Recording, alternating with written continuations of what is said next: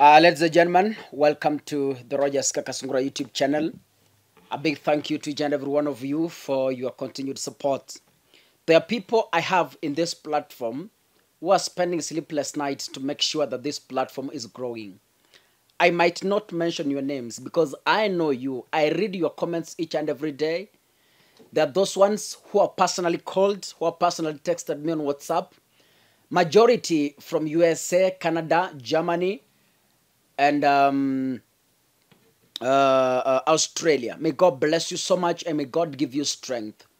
Ladies and gentlemen, this platform will remain, as I've always said, it will remain a platform that will keep the government in check until God decides. Ladies and gentlemen, a lot has happened since the court made its verdict to uphold William Ruto's presidency. If there are people who do not compromise credibility, if there are people who do not compromise anything that comes on their way, are people from Azimio, led by Raila Odinga. We know Raila Odinga for several years as a freedom fighter, as a person who has fought for the democracy of this country, the person who has fought for free speech and freedom of expression. Ladies and gentlemen, is a true legend that even his supporters have taken the route. There are people who are not easily compromised as you think. Raila is not somebody you can call and tell him, I want to compromise you. It will never happen. If it's to happen, the question he will ask you, how will this benefit Kenyans? If there is a benefit of peace, if there is a benefit that the Kenyans can gain, then he joins you. Now, since the court verdict, Raila Odinga, who was the presidential flag bearer, said in public, and this is his own words, he said, we respect the decision of the judiciary, but we do not agree by it. He further said that the speech itself that was used during the verdict was a skewed decision to kill the electoral justice in this country. Raila Odinga said that several times. And he said if he decides, he will make a 1 million march to the judiciary and all the judges will go home without question. That is who Raila Odinga is. He's a man you cannot tease. He's a man you cannot threaten. He's a man who stands by his own principles. So since then, the Azimio has protested the move. They say CJ Mother Koome is biased. She's skewed. She's not independent, as the Constitution says. Raila Odinga said by William Ruto swearing in the judges, it was a way of nagging the judiciary.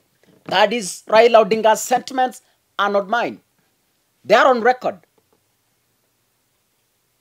So, ladies and gentlemen, since then, the Azimio team, especially the elected leaders, have tried so much to disassociate themselves from the judiciary.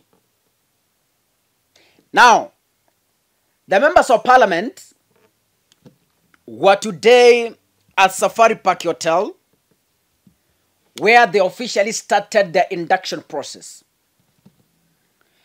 It emerged from the clerk that CJ Mother Koome had been given a session to speak to the members of parliament.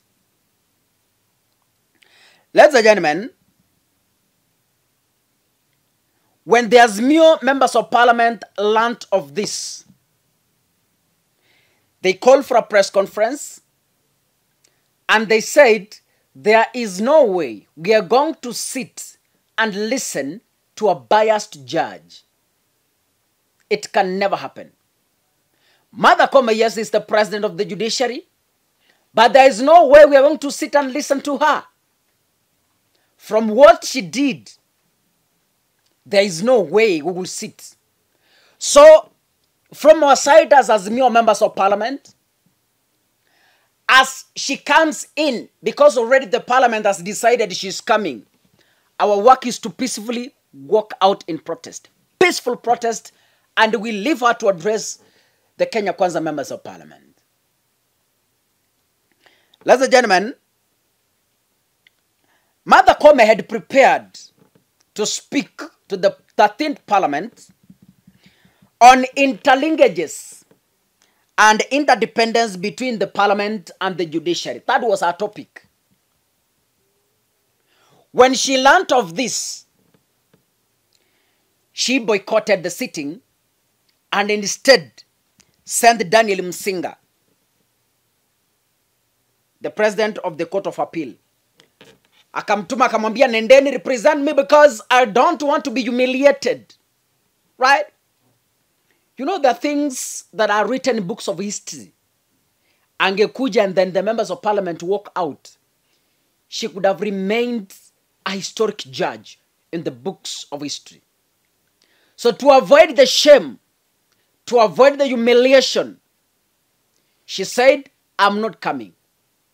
Ladies and gentlemen, the strong members of parliament were led by the Funyula member of parliament, Wilberforce Oundo, and the Nyando member of parliament, Jared Okello. They said, Chief Justice herself used an offensive language when delivering her verdict. So they could not sit, they could not compromise their integrity to sit and listen to such a person. Ladies and gentlemen, before I proceed, this is what the members of parliament raised, and these were their concerns today. Can we listen to them? Handling a topic during the day. We are very dissatisfied by this kind of move. We do not believe that the Chief Justice subscribes to the rule of law. We do not think that whatever she is coming to present has any meaning to the members of parliament. We believe that what she will be bringing on the table is full of hot air, is red herring, is full of unproven hypotheses, and therefore we will not be part of that presentation. We all have the copy of our constitution.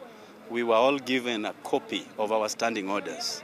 There is nothing new that the Chief Justice is coming to bring to the members of parliament of the 13th parliament. And therefore, we will very respectfully walk away on her when she shows up to make her presentation. And we want this message to go loud and clear to every person that we are dissatisfied with Madam Martha Koome's conduct, the judgment that she read, which was full of insults, and the judgment that was never premised on any law. I thank you. Ladies and gentlemen, it's a good morning today as we come for induction, as my colleagues has raised. I want you to...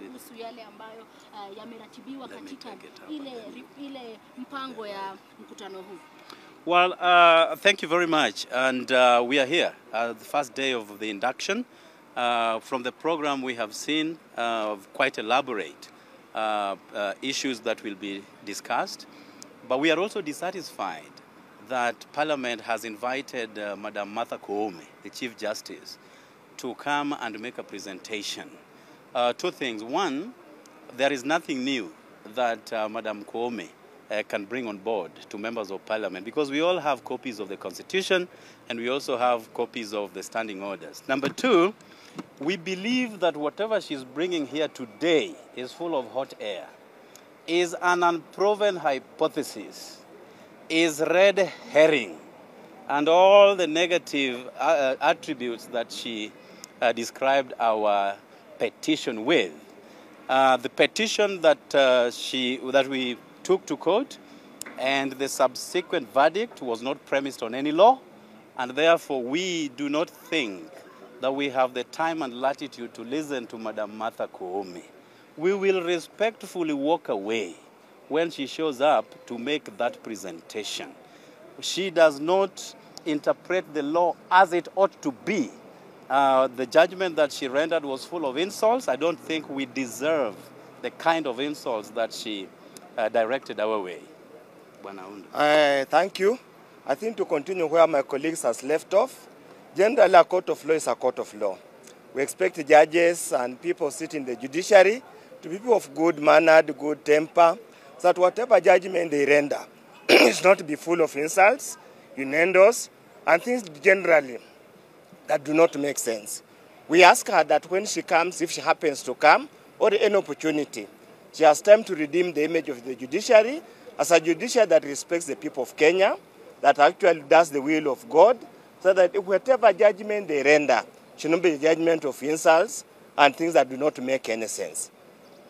As much as reforms are going everywhere, in the executive, in the legislature, it's also time the judiciary needs to embark on reforms, so that whatever judgment they render, everybody is satisfied with the judgment, so that wherever they go, they are okay with it.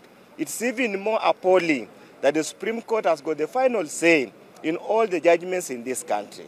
To whatever level of satisfied we are, we have nowhere to go. So we're asking the Madam Chief Justice, we don't want her here today. She needs to go take this time, she would have come here to go and soul search and find a way for moderating her language, moderating her demeanor, so that she reflects the true character of the people of Kenya. Thank you. So, Mheshimiwa, is it just you here, or it's the whole lot of you? Hey, most of us, like-minded. And we, as Jared has said, we members of Azimio, those of us who understand what judgment ought to be about, those of us who have been brought up in Christian families, we take extreme offense in the manner and the language she used. And we will respectively just walk out on her so that she can address those who probably have made insults as part of the agenda in this life. Thank you. And finally, you know, you never invoke the name of the Lord in vain. I was perplexed that she went to campaign in her village in a funeral. And she said that that decision was inspired by God who lives in heaven. I do not think God subscribes to insults. And therefore, let us not invite the name of the Lord on very trivial, cheap things that only affect a section of this country.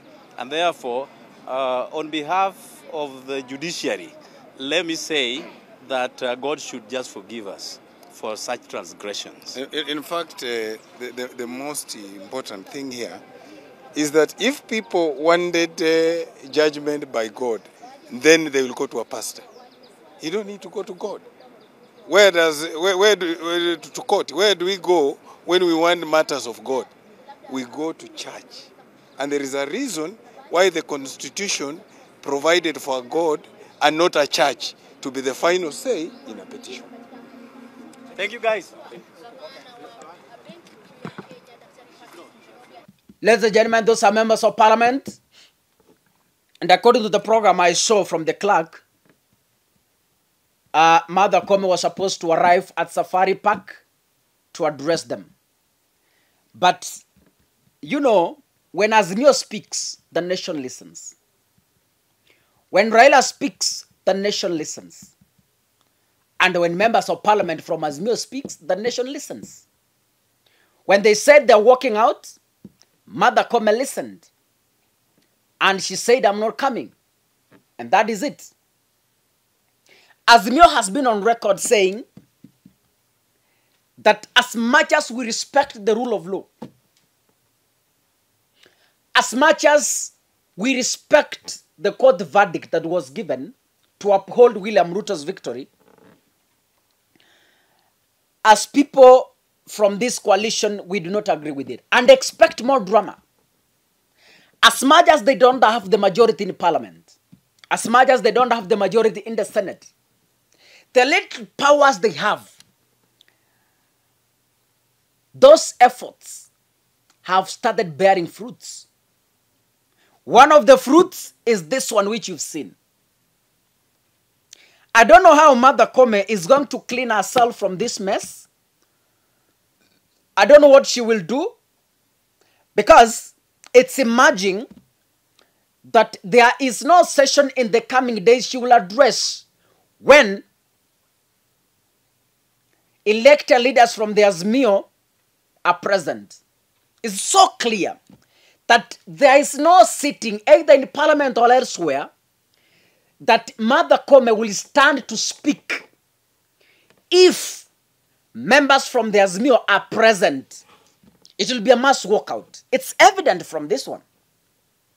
So from today, the president of the judiciary should take a lot of caution and begin to monitor and filter